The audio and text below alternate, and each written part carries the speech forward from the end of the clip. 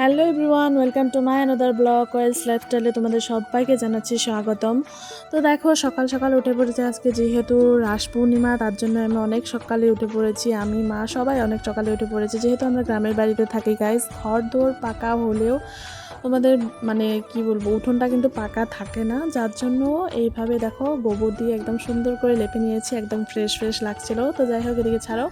তারপরে চলে আসলাম আমি স্নান করে। এখন ঠাম্মিকে সবজি কেটে দিলাম।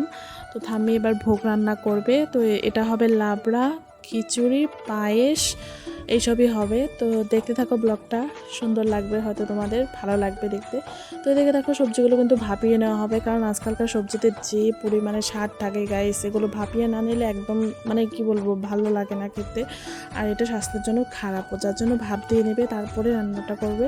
তো দেখো আমি একটু রেস্ট নিয়ে নিচ্ছিলাম, এসে দেখি বাবা এতগুলো খিচুড়ি রান্না থাম্মির শেষ। তো যাই হোক, তারপরে এদিকে দেখো হচ্ছিলো এটা কি, হ্যাঁ, পায়েস হচ্ছিল। তারপরে এদিকে দেখো এই যে এগুলো পরে আর কি ভেজে নেবে, আগে ওগুলো করছে। তো এদিকে গুলি করে রেখেছে ওই যে কাজু কিশমিশগুলো, ওগুলো পায়েসে দেওয়া হবে। তারপরে দেখো এদিকে একটু কীর্তন করছিলাম আমরা সবাই মিলে। তো পিছনে অনেকেই ছিলাম আমরা, দেখাতে পারিনি। তো ছাড়ো, এদিকে দেখো আমাদের গোপুসোনাকে দেখো, এখন আমাদের গোপুসোনা কিন্তু প্রসাদ মানে ভোগ প্রসাদ কিন্তু নিয়ে নিল। তারপরে এগুলো সব নিয়ে আমরা খাওয়া দাওয়া করব।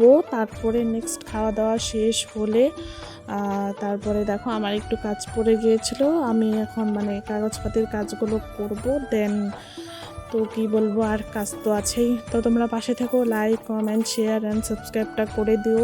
অ্যান্ড হ্যাঁ, বেশি বেশি করে কমেন্ট করো, লাইক করো, এটাই। তো আজকের মতন চলি গাইস, দেখা হবে অন্য একটা কোনো সুন্দর ভিডিওতে। Tata, by.